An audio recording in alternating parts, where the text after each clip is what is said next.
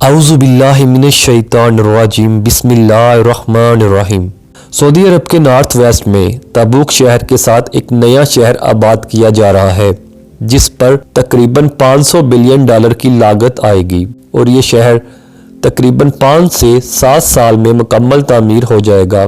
امریکی ماہرین نے اس شہر کی تعمیر کے لیے 2300 صفوں پر مشتمل ایک پرپوزل تیار کیا ہے جس میں اس شہر کا نام شہر کا افتتاح سعودی شہزادہ محمد بن سلمان نے 2017 میں کیا اور بتایا کہ یہ شہر دنیا کا سب سے جدید ترین شہر ہوگا۔ اس شہر کے بارے میں بتانے سے پہلے آپ کو بتاتا ہوں کہ اس دجالی شہر کی تعمیر سے پہلے سعودیہ میں مدینہ سے کچھ فاصلہ پر دجال کا محل بھی تعمیر کر دیا گیا ہے جس کے بارے میں رسول اللہ صلی اللہ علیہ وآلہ وسلم نے 1400 سال پہلے فرما دیا تھا کہ دجال کا خروج مشرق کی جانب سے ہوگا اور نکلنے کے بعد زمین پر ایک شہر میں جائے گا لیکن وہ مکہ اور مدینہ میں داخل نہ ہو پائے گا۔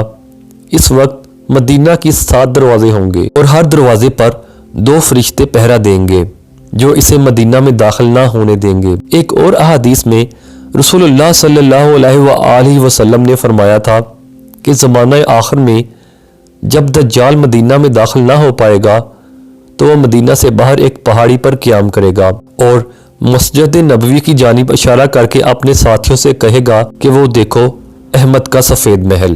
رسول اللہ صلی اللہ علیہ وآلہ وسلم نے دجال کے قیام کے بارے میں جس پہاڑی کا ذکر کیا ہے وہ آج جبل حبشی کے نام سے جانی جاتی ہے اور اس مقام پر سعودی حکومت کی جانب سے ایک محل بھی تعمیر کیا جا چکا ہے جسے کنگڈم پیلس کا نام دیا گیا ہے جس کی بناوٹ بالکل صہیونی طرز کے مطابق ہے۔ لاکھ اختلافات کے باوجود سعودی حکومت نے نہ تو اس محل کی تعمیر روکی اور نہ ہی اس کی جگہ تبدیل کی گئی۔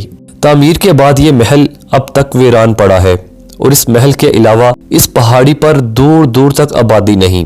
اس محل کی جانب جانے کا صرف ایک ہی راستہ ہے اور یہاں کسی بھی شخص کو جانے کی اجازت نہیں۔ انہی وجوہات کی بنا پر لوگوں نے اس محل کو دجال محل کا نام دے رکھا ہے۔ اب بات کرتے ہیں اس شہر کی۔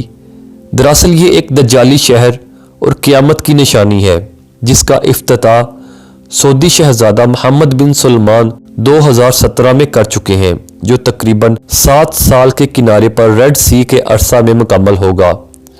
یہ شہر بنایا جائے گا جس کے ساتھ اردن، مصر اور اسرائیل کی سرحدیں لگتی ہیں۔ اس شہر میں ایسی کیا بات ہے جو اسے قیامت کی نشانی سے جوڑا جا رہا ہے یا دجال کے ساتھ اس کا کیا تعلق ہے؟ اسے جاننے کے لیے ہمیں اس کو تعمیر کرنے والوں پر نظر ڈالنی ہوگی۔ آخر اتنی بڑی رقم سعودیہ کو دے کون رہا ہے؟ اس کا جواب یقیناً اسرائیل ہی ہے۔ جی، اسرائیل ہی اس شہر کی فنڈنگ اور تعمیر کر رہا ہے۔ یہ شہر سعودیہ میں ضرور بن رہا ہے مگر اس کا کنٹرول اسرائیل کے ہاتھ میں ہوگا۔ دراصل اس وقت صہیونی طاقتیں سعودی عرب پر قبضہ کرنے کا سوچ رہی ہیں۔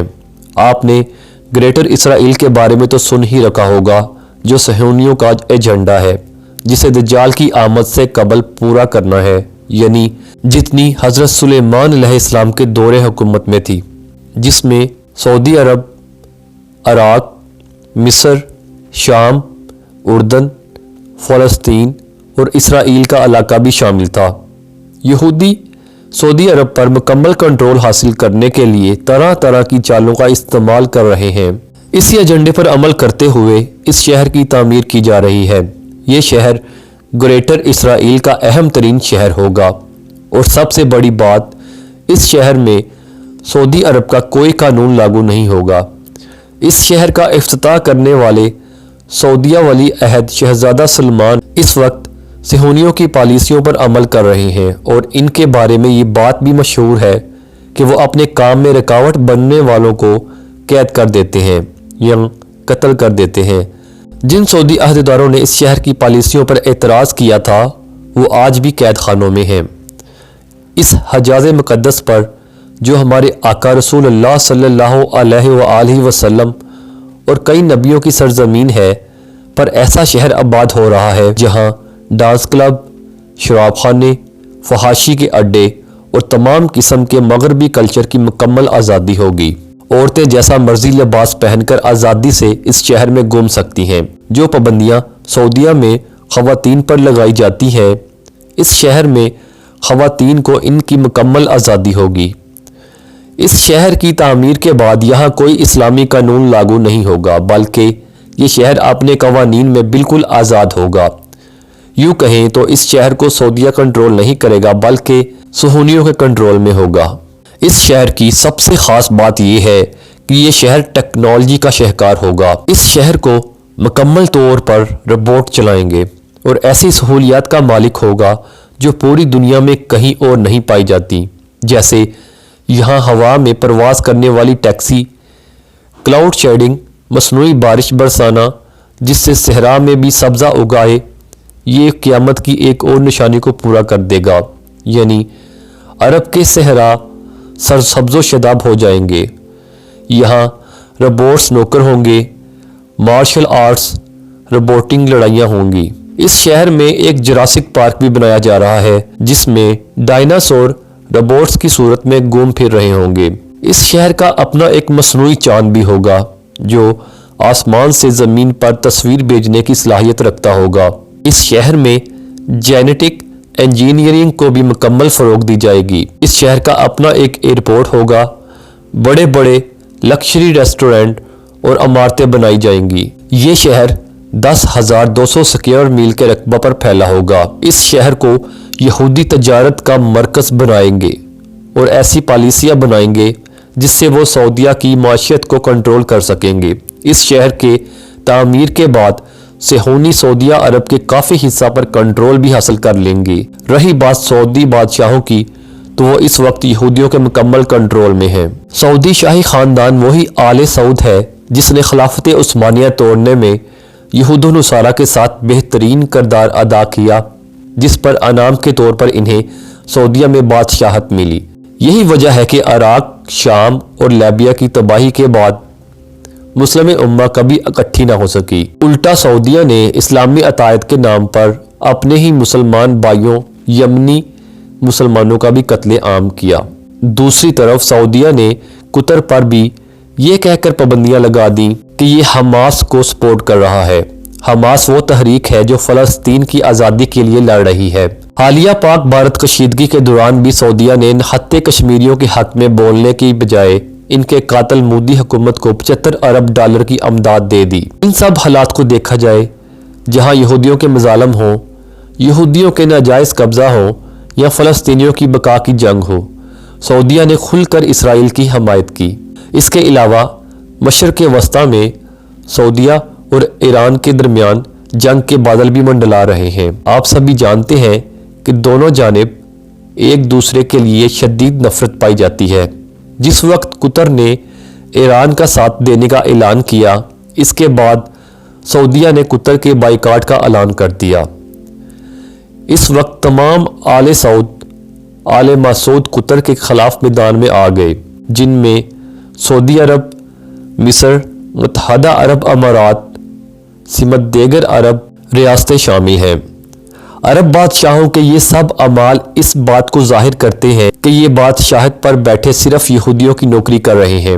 اب نہایت دلچسپ حقائق بتاتا ہوں کہ صہیونی جس سرزمین پر گریٹر اسرائیل بنانا چاہتے ہیں، اس میں 5 اسلامی ممالک آتے ہیں، جن میں مصر، اردن، شام، عراق اور آدھے سے زیادہ سعودیہ شامل ہے۔ یہ وہ علاقہ ہے جسے 7 سمندر لگتے ہیں۔ دجال کی آمد سے قبل صہیونی ان علاقوں پر قبضہ 2 صورت میں حاصل کرنا چاہتے ہیں۔ پہلا یہ کہ یہ ممالک اسرائیل کے ساتھ امن معاہدہ کر لیں، جس میں ان ممالک کی پالیسی صہیونی چلائیں گے مگر حکومت اس ملک کی ہوگی۔ دوسری آپشن جنگ کی تھی۔ اب تاریخ دیکھیں تو مصر، عرب اور اسرائیل کی 1948 کے بعد 3 جنگیں ہوئیں۔ آخر میں اردن اور مصر نے اسرائیل کے آگے گھٹنے ٹیک دیے اور امن معاہدہ کر لیا۔ شام اور عراق نے امن معاہدہ پر دستخط نہیں کیے، جس کے نتیجہ میں ان پر امریکہ کے ذریعے بڑا حملہ کر کے تباہ کر دیا گیا۔ 5واں ملک سعودیہ خود ہے۔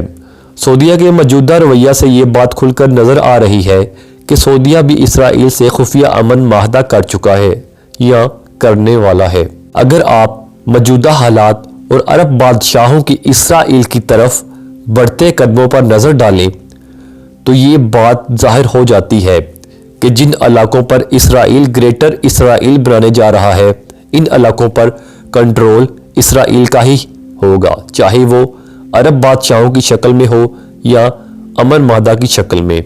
اب بس ان علاقوں پر قبضہ کے بعد جنگ ہونا باقی ہے، جو کہ موجودہ دور میں ایران اور سعودیہ جنگ کی شکل میں نظر آ رہی ہے۔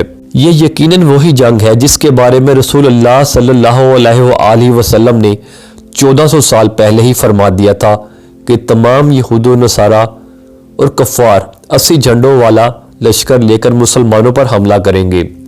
یہ 80 جھنڈوں والا لشکر امریکہ، اسرائیل اور ان کے اتحادی نیٹو اور یورپی یونین ہی ہیں۔ اس جنگ کا ذکر یہودیوں اور عیسائیوں کی روایات میں بھی آتا ہے، جسے جنگ ہرمجدون یا آرمگیڈن کے نام سے جانا جاتا ہے، جس میں یہودی اور عیسائی مل کر مسلمانوں کے خلاف فیصلہ کن جنگ کریں گے۔ دوسری جانب دیکھا جائے تو اس جنگ کے متعلق یہودی صہیونیوں اور عیسائی صہیونیوں میں اتحاد بھی پایا جاتا ہے۔ اس کی وجہ یہ ہے کہ دونوں کے مطابق اس جنگ کے بعد ہی ان کا مسیحا آئے گا جو دنیا پر حکومت کرے گا۔ صہیونیوں کے گریٹر اسرائیل کے بارے میں 4 اہم مقاصد ہیں۔ پہلا، جنگ ہرمجدون کا آغاز۔ دوسرا، مسجد اقصیٰ کو شہید کر کے تیسری بار ہیکل سلیمانی کی تعمیر۔ تیسرا، گریٹر اسرائیل کا قیام ہے، اور اس کے بعد دجال کو حضرت داؤد علیہ السلام کے پتھر پر بٹھا کر تاج پوشی کرنا۔ عیسائی اور یہودی صہیونیوں میں اختلاف صرف ایک بات پر ہے۔ یہودی صہیونی کہتے ہیں کہ دجال مسیحا بن کر آئے گا، جبکہ عیسائی صہیونیوں کا عقیدہ ہے کہ حضرت عیسیٰ علیہ السلام مسیحا بن کر آئیں گے۔ گریٹر اسرائیل اور اس جنگ میں صہیونیوں کے مقاصد کی تکمیل میں سب سے بڑی رکاوٹ پاکستان ہے، جس کی موجودگی میں یہ سب ممکن نہیں۔ اس لیے یہودی چاہتے ہیں کہ پاکستان کو بھارت سے لمبے عرصہ کے لیے الجھا دیا جائے اور پیچھے عرب میں اپنے مقاصد حاصل کر سکیں۔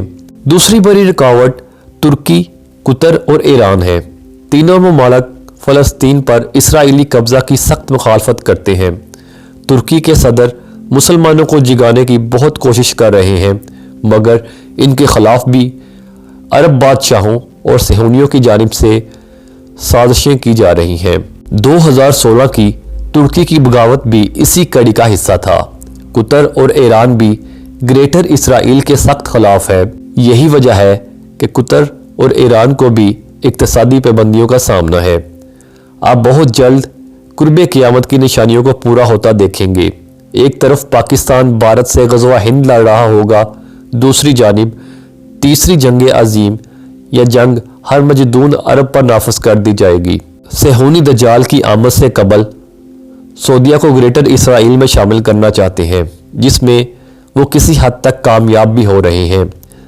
یہ شہر بھی اسی مقصد کی خاطر بنایا جا رہا ہے۔ صہیونی اس شہر کو تجارت کا مرکز بنانا چاہتے ہیں۔ اس شہر کے بننے سے یہودیوں کے قبضہ میں 26,500 کلومیٹر کے علاقہ تک رسائی ہوگی، جہاں وہ ایک بڑی بندرگاہ بنائیں گے جس سے وہ یورپ، افریقہ اور ایشیا میں بھی تجارت کر سکیں گے اور یہاں رہ کر سعودیہ کی معیشت کو بھی کنٹرول کریں گے۔ اس شہر میں دنیا کی سب سے بڑی عمارتیں بنائی جائیں گی۔ یہ بھی قیامت کی نشانیوں میں سے ایک نشانی ہے۔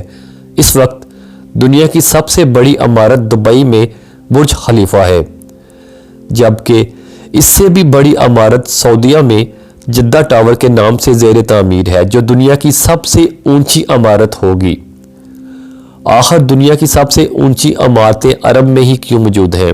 اس بات کو سمجھنے کے لیے رسول اللہ صلی اللہ علیہ وآلہ وسلم کی قرب قیامت کے حوالے سے ایک احادیث پر روشنی ڈالتا ہوں کہ عرب کے بدھ جن کے پاس پہننے کے لیے کپڑے تک نہ تھے، وہ قیامت سے قبل ایک دوسرے کے مقابلے میں اونچی اونچی عمارتیں بنائیں گے۔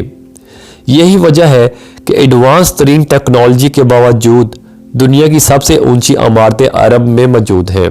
दजाली महल की तामीर के बाद दजाली शहर की तामीर इस बात की गवाही दे रही है कि दौरे फितन का आगाज़ हो चुका है, जिसके बारे में तमाम मुसलमानों को दज्जाल और इसके फितनों से आगाह करना भी लाजम हो चुका है, ताकि मुसलमान खुद को दज्जाल के फितनों से बचा सकें।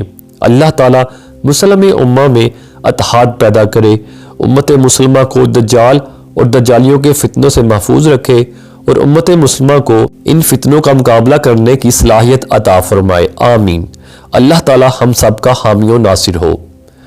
मैं उम्मीद करता हूँ कि ये इन्फॉर्मेशन आपको बहुत अच्छी लगी होगी। अगर इन्फॉर्मेशन अच्छी लगे तो इसको ज़्यादा से ज़्यादा शेयर कीजिए। मैं मिलूँगा आपसे एक नई वीडियो में, तब तक के लिए आप अपना बहुत सा ख्याल रखिएगा। Thanks for watching this video. अल्लाह हाफिज़।